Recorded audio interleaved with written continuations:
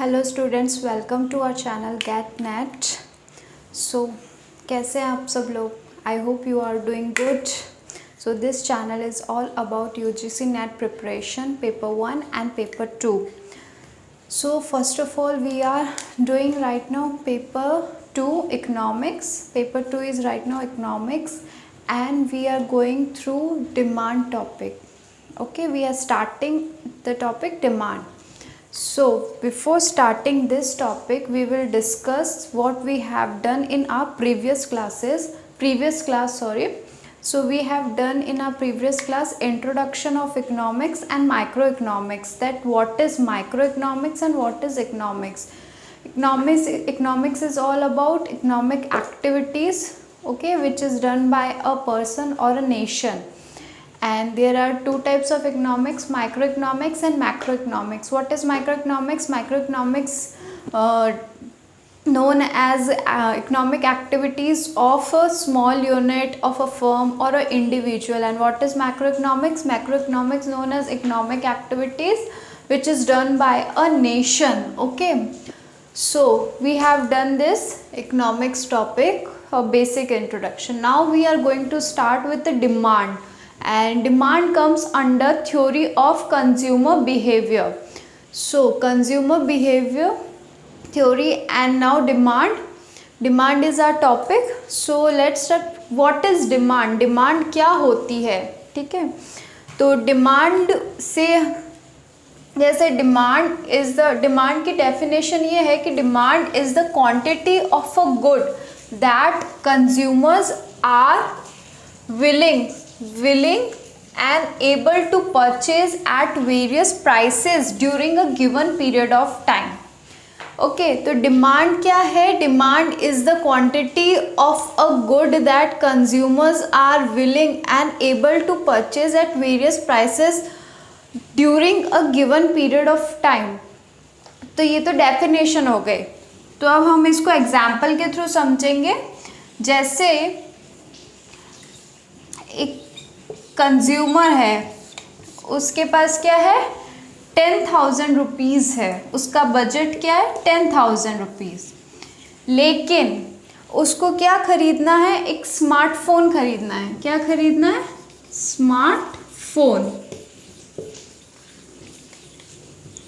Smartphone खरीदना है. अब वो स्मार्टफोन का क्या करेगा? कैसे खरीदेगा? अगर स्मार्टफोन 12,000 का है, उसकी बजट कितना है? उसका बजट कितना है? 10,000. लेकिन जो स्मार्टफोन है क्या हो गया? 12,000 का. उसको खरीदना है, मतलब उसका डिज़ायर है. ये क्या है? डिज़ायर यानी उसकी इच्छा है, लेकिन उसकी ज़रूरत नहीं है. क्या है? ज़रूरत नहीं है, वांट नहीं है, लेकिन उसकी क्या है? इच्छा है कि मुझे ये स्मार्टफोन खरीदना है. तो 10,000 रुपीज़ में इसका स्मार्टफोन नहीं आ रहा, तो ये क्या हुई? हमारी डिमांड तो नहीं हुई. ठीक है, ये हमारी डिमांड नहीं हुई. अब क्या है? अब भी उसके पास 10,000 है, लेकिन क्या है? उसकी उसका प्राइस कितनी है स्मार्टफोन की? ये भी 10,000 है. ये भी क्या है? 10,000 है. अब इसमें क्या हो गया? अब ये इसके बजट में तो है, लेकिन इसकी वांट नहीं है. ये ठीक है ना, इसकी वांट नहीं है, लेकिन अब भी डिज़ायर है, लेकिन अब भी इसको क्या है? ज़रूरत नहीं है. किसकी? स्मार्टफोन की. अब क्या हुआ? अब इस स्मार्टफोन की क्या प्राइस हो गई? 8,000. कितनी हो गई? 8,000. तो अब इस कंज्यूमर की प्राइस 8,000 हो चुकी है. तो अब क्या हो गया? अब इसकी क्या है? डिज़ायर भी है और इसको क्या है? वांट भी है. तो ये क्या हो गई?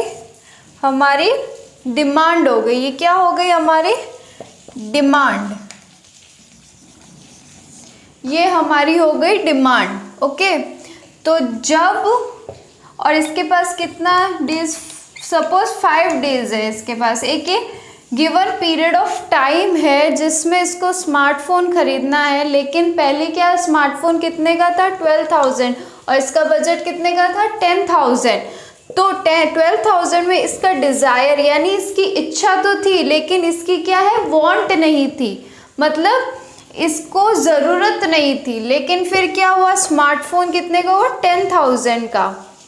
ओके, लेकिन 10,000 में इसको क्या हुआ, इसकी डिज़ायर तो है लेकिन अब भी इसको ज़रूरत नहीं है। ओके, बट अब क्या हुआ, 8,000 रुपये का स्मार्टफोन हो गया, लेकिन अब भी इसके अमाउंट कितना है, 10,000, और इसका स्मार्टफोन कितने का हो गया, 8,000 का हो गया। तो यहाँ पे इसका क्या हुआ, डिज़ायर, क्या इसकी डिज़ायर भी है, वांट भी है। जब डिज़ायर और वांट है और डिमांड है और एबिलिटी टू परचेज है, यानी ये क्या हो गई, इसकी परचेजिंग पावर, कि हाँ भाई मैं खरीद सकता हूँ 8,000 का फ़ोन, मतलब ये एबल है अब ये 8,000 का फ़ोन खरीदने के लिए, और इसकी इच्छा भी है और इसको ज़रूरत भी है। और ये क्या हो गया, गिवन पीरियड ऑफ टाइम हो गया, अभी 5 दिन में इसको खरीदना है। तो यहाँ क्या हो गया, demand is the quantity of a good, demand is the quantity of a good that consumers, मतलब डिमांड क्या है, वो क्वांटिटी ऑफ गुड है जो कि कंज्यूमर मतलब परचेज कर सकता है, उसके पास इतनी एबिलिटी कि वो खरीद सकता है, किस पे, वेरियस प्राइसेस पे, मतलब इतना अमाउंट है तो इतने अमाउंट में ये क्या हो गया, ये 8,000 हो गया या फिर 5,000 हो गया, ठीक है ना, या फिर 4,000 हो गया। तो भाई ये क्या हो गई, डिफरेंट डिफरेंट प्राइसेस पे वो अगर चीज़ को खरीद सकता है तो क्या हो गया, और वो भी कितने, during a given period of time, एक पीरियड ऑफ टाइम दिया हुआ है उसमें खरीद सकता है। ओके, तो ये चीज़ हो गई कि भाई ये डिमांड है, ये क्या है, डिमांड है, कि जब एक कंज्यूमर अपना डिज़ायर जो है और अपनी जो वांट है वो फुलफिल करने के लिए उसके पास इतनी अच्छी एबिलिटी है या वो विलिंग है अपनी वांट को पूरी करने के लिए, अपनी डिज़ायर को पूरी करने के लिए, एक वेरियस प्राइसेस पर और गिवन पीरियड ऑफ टाइम पर, वो क्या कहलाता है, डिमांड कहलाता है। ओके, ये क्या हो गया, डिमांड हो गया।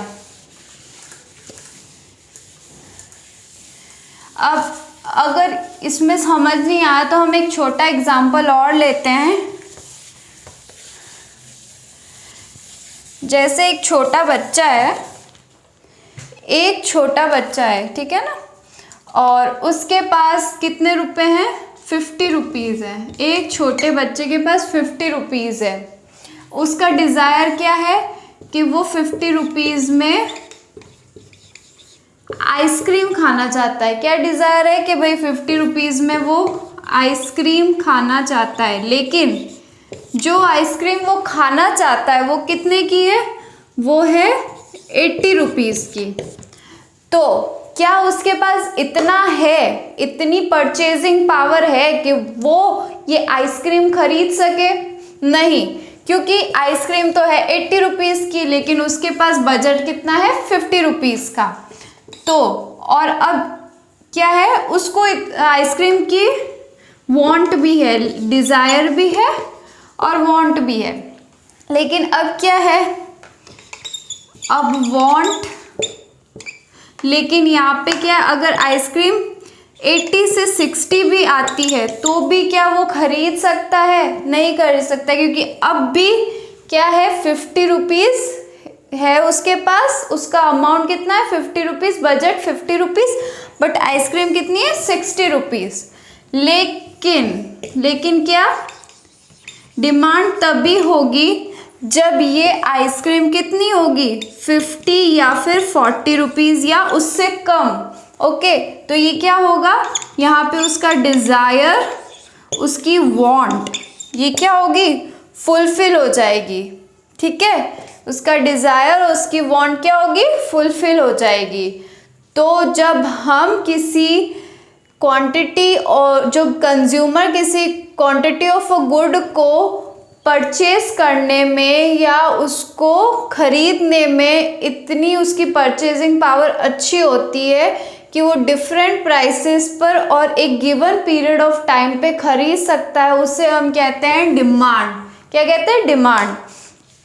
ओके, तो तो डिमांड के बाद क्या आता है, डिमांड के बाद आता है उसके डिटर्मिनेंट्स और उसके फैक्टर्स कि भाई डिमांड को क्या क्या इफेक्ट करता है, क्या फैक्टर्स होते हैं उसके, क्या डिटर्मिनेंट्स होते हैं।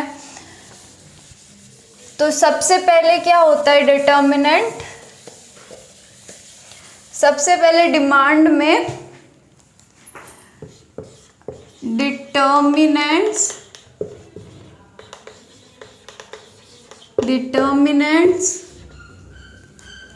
सॉरी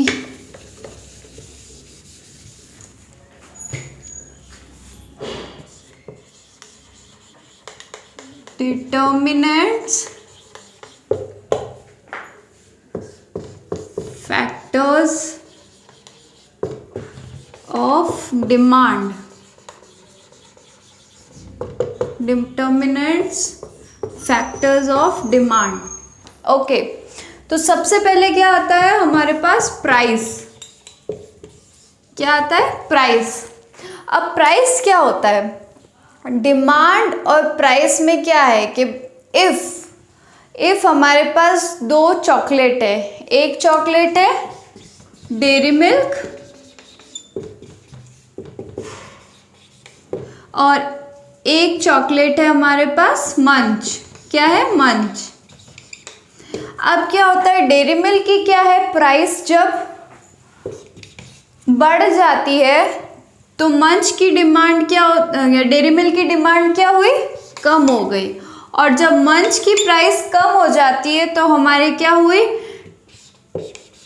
इसकी डिमांड बढ़ गई। तो क्या हुआ यहाँ पे, हमने यहाँ पे दो सिचुएशन देखी कि जब एक पर्टिकुलर गुड की डिमांड और जब किसी गुड की डिमांड, जब किसी गुड की प्राइस बढ़ती है तो उसकी डिमांड क्या होती है, कम होती है।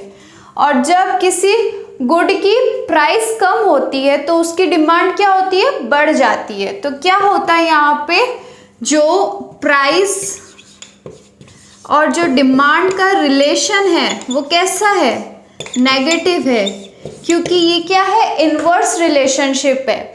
जब प्राइस बढ़ेगी तो डिमांड घटेगी, जब डिमांड बढ़ेगी, जब डिमांड घटेगी तो प्राइस बढ़ेगी, और जब प्राइस घटेगी तो क्या होगा, डिमांड बढ़ेगी। ओके, तो यहाँ पे इनवर्स है, ये बढ़ा तो ये कम हुआ, ये कम हुआ तो ये बढ़ा। ओके, तो यहाँ पे क्या है, नेगेटिव रिलेशन।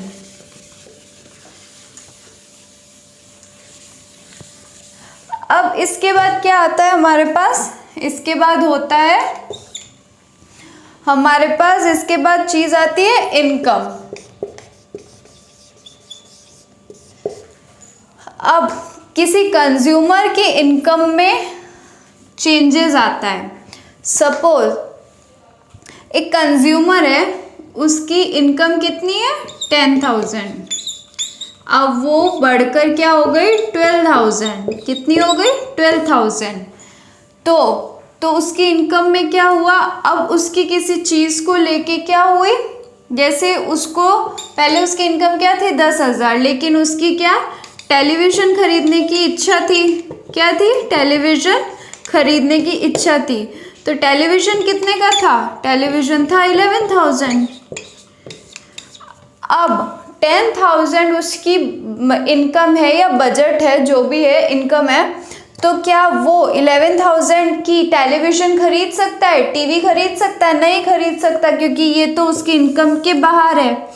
तो ये क्या हुआ, इफेक्ट आ गया उसकी डिमांड पे। लेकिन जब वो इसकी इनकम क्या हुई, 12,000 हुई, क्या हुई, 12,000 हुई, तो अब वो ये क्या खरीद सकता है, टेलीविज़न खरीद सकता है। क्यों, क्योंकि अब ये उसके इनकम के अंडर आ रही है, तो उसका क्या, एक्सपेंस बढ़ जाएगा। जब इनकम बढ़ती या घटती है तो कंज्यूमर की क्या होती है, डिमांड भी बढ़ती घटती है। इफ़ इनकम बढ़ी तो डिमांड बढ़ी, इफ़ इनकम घटी तो डिमांड घटी। तो क्या हुआ यहाँ पे, क्या है, गुड है टेलीविज़न। अब इसकी प्राइस तो चेंज नहीं हुई, लेकिन क्या हुआ, कंज्यूमर की इनकम में चेंज आया। तो इनकम में चेंज आया तो क्या हुआ, कंज्यूमर एबल हो गया ये खरीदने के लिए। तो क्या हुआ, उसके पास परचेजिंग पावर हो गई। पहले परचेजिंग पावर नहीं थी, वो एबल नहीं था खरीदने को, लेकिन अब क्या हुआ, he is able to buy television. Okay, तो यहाँ पे क्या हुआ, ये डिमांड को इफेक्ट किया। अब तीसरा फैक्टर हम देखेंगे क्या है, तीसरा डिटर्मिनेंट हम देखेंगे, तीसरा डिटर्मिनेंट है taste desires, taste and preferences. क्या है, प्रेफरेंसेस। अब इसमें क्या है, सपोज एक छोटा बच्चा है, उसका पहले मन होता था कि मैं किटकैट खाऊं। क्या खाऊं, किटकैट। लेकिन वो किटकैट खा के क्या हुआ, बोर हो गया। अब उसका मन करता है कि मैं खाऊं मंच। क्या खाऊं, मंच। तो यहाँ क्या हुआ, जब उसका जो डिज़ायर और उसका टेस्ट है वो क्या हो गया, चेंज, क्योंकि किटकैट खा के वो बोर हो गया था। तो अब उसका डिज़ायर कहाँ गया, मंच पर गया। कहाँ गया, मंच पर। तो उसकी क्या इच्छा होती है, मंच खाने की इच्छा होती है। क्यों, क्योंकि ये खा के बोर हो गया, तो इसकी क्या हुआ, डिमांड कम हो गई, लेकिन इसकी क्या हो गई, बढ़ गई। तो डिमांड पे क्या हो गया, इफेक्ट हो गया। जब एक कंज्यूमर के डिज़ायर, टेस्ट और प्रेफरेंसेस चेंज होते हैं तो डिमांड पे इफेक्ट आता है। क्या आता है, डिमांड पे इफेक्ट आता है। क्यों, क्योंकि एक गुड के लिए हमारी प्रेफरेंसेस चेंज होगी तो दूसरे गुड की डिमांड बढ़ जाएगी। ओके, इफ़ यहाँ पे किटकैट के लिए एक कंज्यूमर बोर हो चुका है तो यहाँ पे मंच के लिए डिमांड बढ़ गई, उसका टेस्ट यहाँ पर आ गया। ओके, सो ये क्या इफेक्ट करता है, टेस्ट एंड प्रेफरेंसेस पे भी इफेक्ट करता है। अब फोर्थ चीज़ क्या आती है, फोर्थ चीज़ ये आती है कि प्राइसेस ऑफ रिलेटेड गुड्स। क्या आती है, प्राइसेस ऑफ रिलेटेड गुड्स। अब रिलेटेड गुड्स क्या है, सपोज दो गुड्स हैं यहाँ पे, टी एंड कॉफ़ी। क्या है, टी एंड कॉफ़ी। अब क्या होता है, टी की तो प्राइस वही है, ओके, लेकिन कॉफ़ी की प्राइस क्या हुई, कम हुई। क्या हुई, कम हुई। टी की प्राइस उतनी की उतनी ही है, लेकिन कॉफ़ी की प्राइस कम हुई। तो कंज्यूमर किस पे जाएगा, जहाँ उसको फ़ायदा होगा। क्या होगा कि कॉफ़ी क्या हुई, कॉफ़ी की प्राइस कम हो गई, तो अब कंज्यूमर्स कहाँ जाएंगे, कॉफ़ी पे जाएंगे। तो क्या हुआ, कॉफ़ी की डिमांड बढ़ गई और टी की डिमांड कम हो गई। क्यों, क्योंकि अगर एक गुड का प्राइस अगर कम होता है तो दूसरे गुड पे इफ़ेक्ट आता है, अगर चेंजेस आते हैं। अगर टी की प्राइस बढ़ जाती तो फिर कंज्यूमर कहाँ जाता, तो भी कॉफ़ी पे जाता, क्योंकि कॉफ़ी की प्राइस सेम है, अब टी की प्राइस बढ़ गई है। वैसे ही अगर कॉफ़ी भी बढ़ जाती तो कंज्यूमर्स कहाँ मूव होते, टी पे, क्योंकि टी की प्राइस वही है। तो ऐसे ही एक गुड दूसरे गुड को इफ़ेक्ट करता है, तो इससे क्या होती है, डिमांड पे इफ़ेक्ट होता है। सपोज टी तो सेम ही है, सेम गुड ही है, लेकिन कॉफ़ी में चेंजेस आए, मतलब प्राइसेस ऑफ रिलेटेड गुड्स में चेंज आया, कॉफ़ी में चेंज आया, तो क्या होगा, कंज्यूमर्स कहाँ मूव करेंगे, कॉफ़ी पे, और कॉफ़ी की क्या होगी, डिमांड बढ़ जाएगी और टी की डिमांड कम हो जाएगी। अब ये तो हमारा हो गया प्राइसेस ऑफ रिलेटेड गुड्स। अब इसके बाद हमारा कौन सा फैक्टर आता है, इसके बाद हमारा आता है substitutes and complementary goods. Substitutes and complementary goods. अब सब्स्टिट्यूट्स एंड कॉम्प्लीमेंट्री गुड्स क्या होते हैं, यही एग्जांपल लेते हैं, tea and coffee. Tea and coffee. अब टी एंड कॉफ़ी में क्या होता है, इफ़ टी की प्राइस बढ़ी तो लोग चाय ज़्यादा पीते हैं, अगर चाय की प्राइस बढ़ी तो क्या होगा, कॉफ़ी की प्राइस सेम ही है, लेकिन ये कॉफ़ी क्या है, कंज्यूमर कॉफ़ी पे स्विच हो जाएगा। क्यों, क्योंकि कॉफ़ी उसके अभी बजट में, क्योंकि टी की प्राइस तो बढ़ गई तो सब कहाँ जाएंगे, कॉफ़ी की तरफ जाएंगे और कॉफ़ी की डिमांड बढ़ जाएगी और टी की डिमांड कम हो जाएगी। ओके, और ऐसे के ऐसे अगर टी की प्राइस कम हुई और कॉफ़ी की प्राइस बढ़ी तो कहाँ जाएंगे लोग, टी की तरफ जाएंगे। तो क्या हो गया, ये सब्स्टिट्यूट हो गया कि अगर इसकी प्राइस बढ़ती है तो लोग कहाँ जाएंगे, कॉफ़ी खरीदेंगे, क्योंकि चाय का क्या सब्स्टिट्यूट है, कॉफ़ी। अब इसी की जगह एक कॉम्प्लीमेंट्री गुड्स। अब कॉम्प्लीमेंट्री गुड्स में क्या आएगा, चाय के साथ हम शक्कर लेते हैं, शुगर लेते हैं। तो अगर शुगर की प्राइस बढ़ती है तो टी पे भी इफेक्ट आएगा, क्योंकि ये दोनों क्या है, कॉम्प्लीमेंट है एक दूसरे के। ओके, शुगर के बिना हम चाय नहीं ले सकते। ओके, अब इसके अलावा हम कॉम्प्लीमेंट्री का दूसरा एग्जाम्पल भी देख सकते हैं। जस्ट फॉर एग्जाम्पल, ये मार्कर है मेरे पास। अब इस मार्कर की जो इंक है, ये मार्कर तो है सिर्फ 10 रुपीज़ का, लेकिन इसकी इंक 15 रुपीज़ से 20 रुपीज़ हो गई। तो क्या हम ये मार्कर ज़्यादा खरीदेंगे, क्या लोग इसको खरीदना कम कर देंगे? हाँ, क्योंकि इसकी जगह हम दूसरी चीज़ देखेंगे, क्योंकि एक कॉम्प्लीमेंट्री गुड का प्राइस बढ़ा है तो क्या इस पे भी इफ़ेक्ट आएगा। सपोज जैसे कि हम कार है हमारे पास और हम उसमें पेट्रोल भरते हैं, हमारे पेट्रोल की प्राइसेस बढ़ जाती है तो वो क्या हो गया, हमारी कार के ऊपर भी इफ़ेक्ट करेगा, हमारी उस चीज़ के ऊपर भी इफ़ेक्ट करेगा। तो ये क्या हो गए, कार और पेट्रोल कॉम्प्लीमेंट्री हो गए एक दूसरे के, इंक और पेन कॉम्प्लीमेंट्री हो गए, तो ये एक दूसरे की डिमांड पे भी इफ़ेक्ट करते हैं। अब 6th है एडवर्टाइजिंग आउटले। सपोज एक प्रोड्यूसर है जो अपना प्रोडक्ट बनाना चाहता है, क्या करना चाहता है, प्रोड्यूसर अपना प्रोडक्ट बना रहा है, मतलब उसने अपना प्रोडक्ट बनाया है और उसका एडवर्टाइजिंग किया है, क्या किया, एडवर्टाइजमेंट किया है।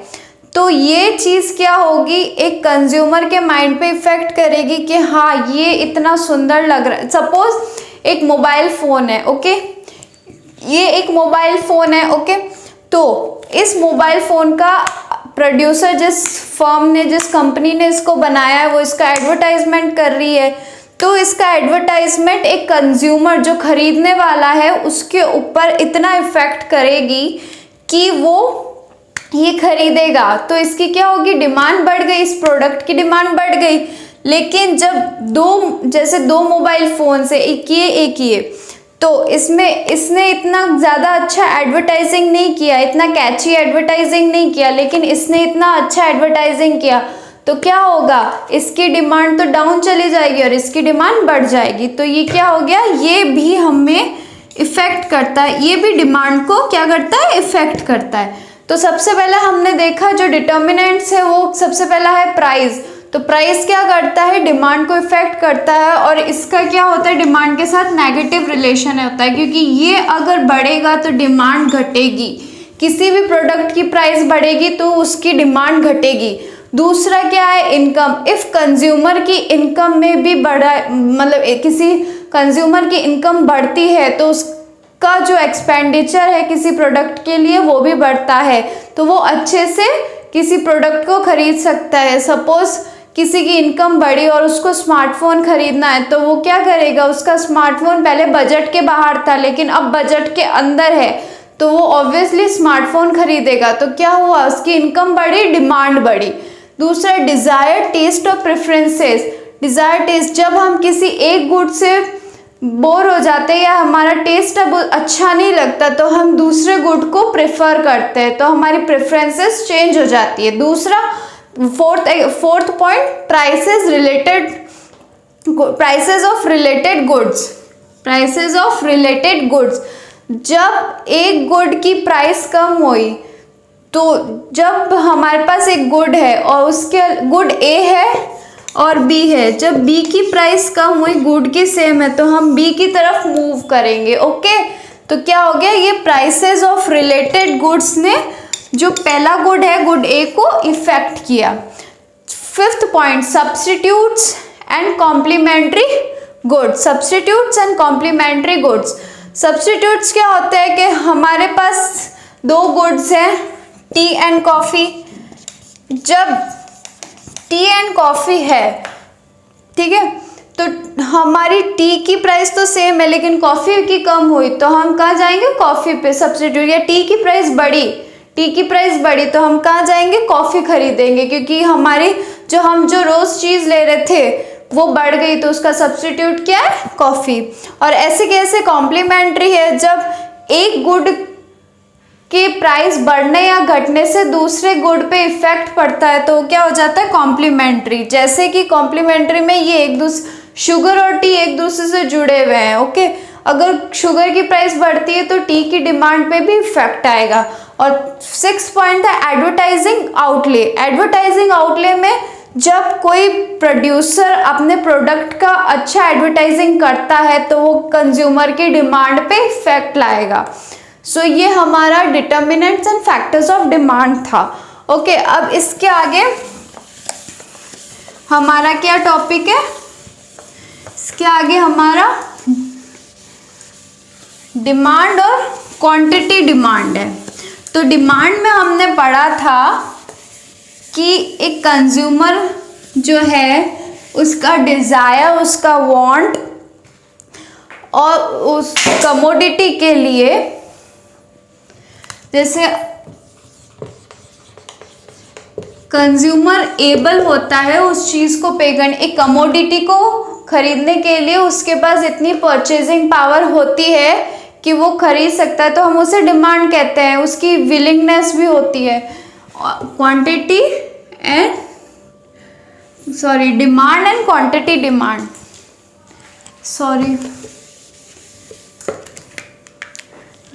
Demand and quantity demanded.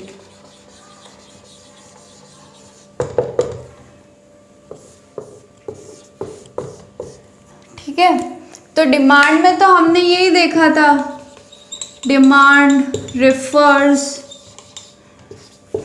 to commodity that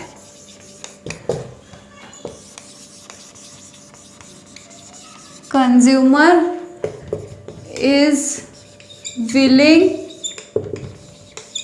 and able to purchase it at various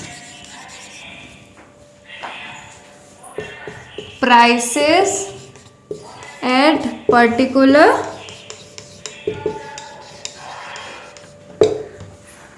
period of time. तो हमने यही देखा था कि डिमांड में क्या होता है कि एक कंज्यूमर जो कमोडिटी खरीदता है वो एबल टू परचेज होता है, मतलब उसके पास परचेजिंग पावर होती है एक पर्टिकुलर पीरियड ऑफ टाइम पे। लेकिन जो क्वांटिटी डिमांडेड है वो क्या है, quantity demanded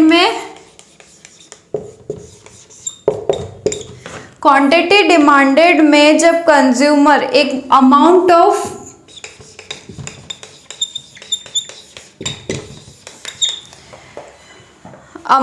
a good or services, amount of a good or services which consumer plans to buy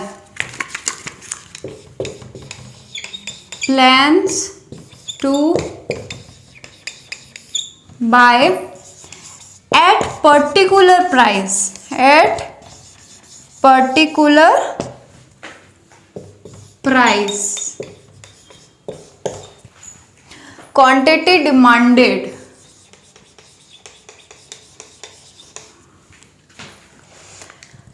अब इसमें तो क्या हुआ भाई कि है ना, जो कंज्यूमर है उसके पास परचेजिंग पावर, विलिंगनेस और डिज़ायर होना चाहिए कि वो कोई कमोडिटी खरीद सके और उस पर्टिकुलर पीरियड ऑफ टाइम में। लेकिन क्वांटिटी डिमांडेड क्या होता है कि एक अमाउंट ऑफ गुड होता है, एक पर्टिकुलर अमाउंट ऑफ गुड और सर्विसेज होता है जो कि कंज्यूमर मतलब एक पर्टिकुलर प्राइस पे खरीदता है। जैसे कि एग्जाम्पल पे हम देखेंगे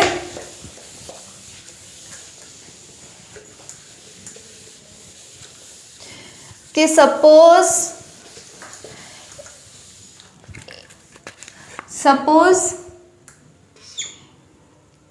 किसी के पास 100 रुपीज़ है, एक कंज्यूमर के पास 100 रुपीज़ है, तो वो 100 रुपीज़ में उसको क्या लेना है, उसको लेना है एक सैंडविच।